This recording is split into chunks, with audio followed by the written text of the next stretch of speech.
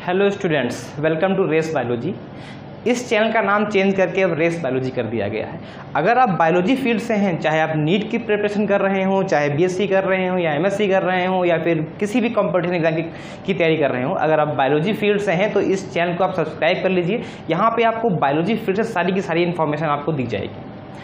तो चलिए जी स्टार्ट करते हैं आज का वीडियो। जो आज का मेरा वीडियो है वो है कि आप एमएससी किस सब्जेक्ट से करना चाहते हैं। जो मैंने पहले वीडियो बनाया था उसमें मैं कहा था कि आप ग्रेजुएशन के बाद क्या कर सकते हैं, तो बहुत से स्टूडेंट ने मुझे कमेंट किया कि सर मैं बीएससी के बाद एमएससी करना चाहता हूं। तो इसीलिए जो आज का वीडियो है मैंने बताया कि आप एमएससी किस सब्जेक्ट से कर सकते हैं और कहाँ से कर सकते हैं, किस यूनिवर्सिटी से करना एमएससी ज़्यादा अच्छा रहेगा। क्योंकि एमएससी में जो आपको नॉलेज होता है वो काफ़ी डीप नॉलेज दिया जाता है। तो यहाँ पे अच्छी जगह से यूनिवर्सिटी किसी जैसे कि बहुत से कॉलेज हैं जहाँ पे आपको सिर्फ एमएससी की डिग्री मिलती है। अगर आप वहाँ से कर लें तो फिर एमएससी आपको सिर्फ डिग्री मिल जाएगी, लेकिन आप किसी काम के एमएससी का आप एमबी नहीं जान पाएंगे। इसीलिए एमएससी जो है किसी अच्छी जगह से करना बहुत ही ज़्यादा जरूरी हो जाता है। किसी अच्छी यूनिवर्सिटी से, जैसे कि BHU हो गया, इलाहाबाद यूनिवर्सिटी हो गया, AMU हो गया, BHU हो गया, DU हो गया, JNU हो गया, जामिया इस्लामिया यूनिवर्सिटी हो गया, ये सारी अच्छी यूनिवर्सिटी होती हैं। यहाँ से अगर आपने एमएससी कर लिया है तो आप बेरोजगार तो नहीं रहेंगे, आपकी 100% जॉब सिक्योर हो जाएगी। गवर्नमेंट भी हो सकती है या प्राइवेट भी हो सकती है। लेकिन अगर आपने एमएससी कहीं ऐसे किया है जहाँ से आपको एमएससी का नॉलेज नहीं है तो फिर आप उस एमएससी को किसी फ़ायदा नहीं है उस एमएससी का किसी। तो चलिए स्टार्ट करते हैं आज का वीडियो। अगर आप अगर आप बायोलॉजी सब्जेक्ट से हैं तो आपके पास बहुत से ऑप्शन रहते हैं कि आप किस सब्जेक्ट से एमएससी कर सकते हैं। जैसे कि अगर कोई बच्चा केमिस्ट्री से करना चाह रहा है तो उसके पास सिर्फ एक ऑप्शन है कि वो केमिस्ट्री से एमएससी करेगा। अगर कोई बच्चा फिजिक्स से करना चाह रहा है तो उसके पास सिर्फ एक ऑप्शन है कि वो सिर्फ फिजिक्स से ही करेगा एमएससी। लेकिन यहाँ पे आपके पास बहुत से ऑप्शन मिलते हैं बायोलॉजी में। आप एमएससी कर सकते हैं जूलॉजी से, बॉटनी से, लाइफ साइंस से, माइक्रोबायोलॉजी से, बायोटेक्नोलॉजी से, बहुत से जो लाइन है इसमें हो सकती है। आपको इंटरेस्ट किस फील्ड में है यहाँ पे ये इंपॉर्टेंस ज़्यादा है। तो चलिए स्टार्ट करते हैं।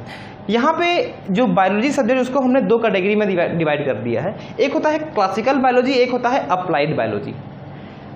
क्लासिकल बायोलॉजी में एमएससी जूलॉजी और एमएससी बॉटनी ये क्लासिकल बायोलॉजी में रखे जाते हैं। क्लासिकल बायोलॉजी का मतलब ये होता है कि अगर आप टीचिंग लाइन में जाना चाहते हैं तो क्लासिकल बायोलॉजी को अच्छा माना जाता है। लेकिन अगर यहीं पे आप चाहते हैं कि आप साइंटिस्ट बने, आपको रिसर्च करने में इंटरेस्टेड है, तो आप अप्लाइड बायोलॉजी से एमएससी कर सकते हैं, ज़्यादा अच्छा रहता है।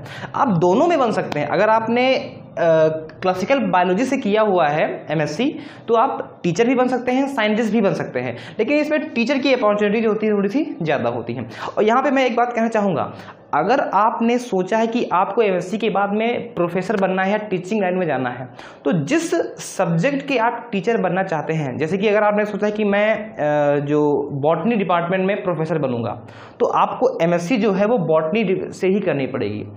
अगर आप चाहते हैं कि आप बायोटेक्नोलॉजी के प्रोफेसर बनेंगे तो आप बायोटेक्नोलॉजी से ही करेंगे एमएससी। यहाँ पे गवर्नमेंट की गाइडलाइंस आती रहती हैं कि नहीं, जो जिन्होंने जूलॉजी से किया है वो भी अप्लाई कर सकते हैं बायोटेक्नोलॉजी में, लेकिन फिर वो दिक्कत हो जाती है बाद में। इसीलिए अभी से आप सोच लीजिए किस सब्जेक्ट में आपको इंटरेस्ट है। जिस सब्जेक्ट में इंटरेस्ट है आपको एमएससी उसी सब्जेक्ट से करनी है। ठीक है, तो अगर हम बात करते हैं एमएससी जूलॉजी की, तो यहाँ पे देखते हैं अगर आपने एमएससी जूलॉजी से किया हुआ है तो आप क्या क्या कर सकते हैं। वैसे तो बहुत सी चीज़ें होती हैं। मैं इसके बाद एक सेपरेट वीडियो बनाऊंगा सिर्फ एमएससी जूलॉजी के लिए, और उसके बाद मैं वीडियो बनाऊंगा एमएससी बॉटनी के लिए। यहाँ पे मैं डिस्कस करूंगा आपके गवर्नमेंट जॉब के लेकर के और प्राइवेट जॉब के लेकर, और साथ में मैं सैलरी स्लिप को भी यहाँ पे डिस्कस करूंगा कि अगर आपने एमएससी जूलॉजी से किया हुआ है तो क्या क्या कर सकते हैं गवर्नमेंट जॉब में, कहाँ कहाँ जा सकते हैं आप प्राइवेट जॉब में, और कहाँ पे आपको कितनी सैलरी मिल सकती है। ये सारी की सारी मैं अलग से वीडियो, जो मेरी अगली वीडियो आएगी, मैं उसमें बता दूंगा। यहाँ पे सिर्फ एक हम ओवरव्यू देखते हैं। अगर आप एमएससी जूलॉजी से करते हैं तो आप टीचर बन सकते हैं। टीचर में भी देखिए आपके पास दो हैं, पीजीटी और प्रोफेसर। पीजीटी का मतलब होता है पोस्ट ग्रेजुएट टीचर। जो 11th और 12th के टीचर होते हैं जिन्हें हम लोग बोलते हैं लेक्चरार, अगर आप वो बनना चाहते हैं तो फिर इसके लिए जो एलिजिबिलिटी क्राइटेरिया होता है वो सिर्फ और सिर्फ ग्रेजुएशन कर सकते हैं, ग्रेजुएशन और पोस्ट ग्रेजुएशन। जिसमें भी आप अगर आपने जूलॉजी से किया है तब भी आप पीजीटी के लिए एलिजिबल है, अगर आपने बॉटनी से किया है तब भी आप पीजीटी के लिए एलिजिबल है। फिर आता है प्रोफेसर। प्रोफेसर में जो होता है, जो डिग्री कॉलेज में जो टीचर होते हैं उनको बोलते हैं प्रोफेसर। इसके लिए आपको एमएससी के बाद एक जो एंट्रेंस एग्जाम होता है नेट, नेशनल एलिजिबिलिटी टेस्ट, ये आपको क्वालिफाई करना होता है। या नेट जो होता है, अगर आपने जेआरएफ में क्वालिफाई किया है, अच्छी रैंक आई है उसमें, तो आपको क्या होगा, आप जब पीएचडी करेंगे तो आपको स्कॉलरशिप भी दी जाएगी। अगर आपको प्रोफेसर बनना है तो नेट प्लस पीएचडी होना चाहिए। अगर आपने सिर्फ नेट किया है, पीएचडी नहीं किया है, तो आप असिस्टेंट प्रोफेसर बन सकते हैं। फिर अगर आपने, फिर इसके बाद साइंटिस्ट, किसी भी टॉपिक पे आप रिसर्च कर सकते हैं। जैसे कि जो ये लखनऊ में है CDRI, central drug research institute, यहाँ पे भी आप रिसर्च कर सकते हैं, साइंटिस्ट यहाँ पे बन सकते हैं। या फिर अगर आपने MSc किया है जूलॉजी से, तो आपके लिए वाइल्ड लाइफ एजुकेटर, जैसे कि जब आप लोग जाते हैं किसी जगह, जैसे किसी भी नेशनल पार्क में, तो वहाँ पे गाइड होते हैं। कुछ गाइड जो होते हैं वो गवर्नमेंट की तरफ से जो थे वैकेंसी आती हैं, तो वहाँ पे भी आप अप्लाई कर सकते हैं। एनिमल हस्बेंड्री, अगर आप कोई, जैसे कि जो मधुमक्खी पालन हो गया, कोई भी जो ये सिल्क वर्म वाला हो गया, इसका हो गया, यहाँ पे भी वैकेंसी आती हैं। तो वहाँ पे आप, अगर आपने एमएससी किया है जूलॉजी से, तो वहाँ पे आप अप्लाई कर सकते हैं। अगर आपने बॉटनी से किया है तो आपके पास लगभग वही रहती है, टीचर के लिए दोनों वही है, पीजीडी और प्रोफेसर आप कर सकते हैं। और साइंटिस्ट भी आप बन सकते हैं, किसी भी प्लांट पे आप रिसर्च कर सकते हैं। आप इकोलॉजिस्ट बन सकते हैं। ये तो इस टाइम तो बहुत ही ज़्यादा फेमस है, क्योंकि इस टाइम पॉल्यूशन इतना हो गया है, तो जो हमारी इकोलॉजी है वो हल्का सा चेंज हो रही है, तो उस पर जो रिसर्च करते हैं, तो उसके लिए भी इकोलॉजिस्ट बन सकते हैं आप।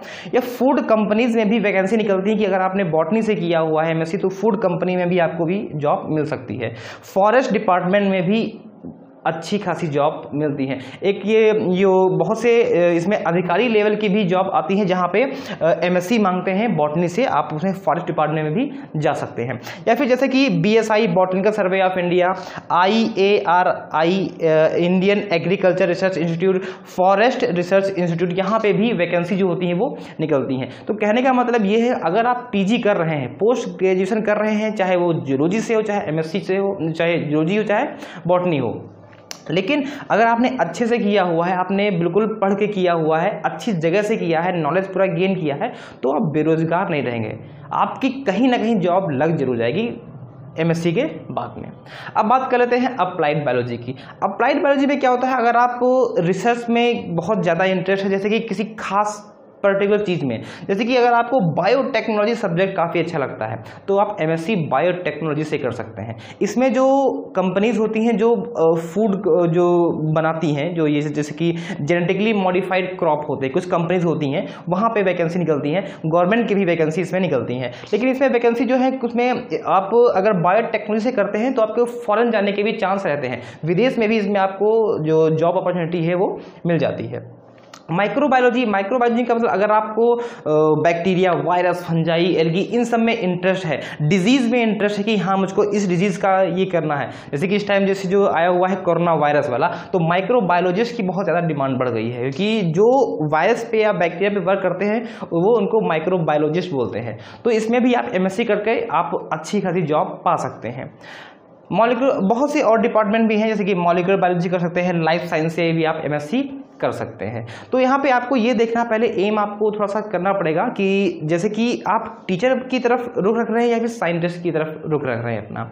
अगर आप टीचिंग लाइन में जाना चाहते हैं तो मेरा जो आपसे रहेगा कि आप जूलॉजी या बॉटनी से ही एमएससी करिए, इसमें टीचिंग लाइन में बहुत सी ज़्यादा जो जॉब अपॉर्चुनिटीज़ रहती हैं। जो मैं अगला वीडियो बनाऊंगा उसमें मैं एमएससी जूलॉजी को लेकर बनाऊंगा कि आप अगर एमएससी जूलॉजी से करते हैं उसका कंप्लीट वीडियो, कि कितनी प्राइवेट जॉब है, कितनी गवर्नमेंट जॉब है, क्या किसमें कितनी क्या सैलरी है, आप ये ले सकते हैं, तो उसका मैं बनाऊंगा। उसके बाद मैं एमएससी बॉटनी का वीडियो भी आपको मैं प्रोवाइड करा दूंगा।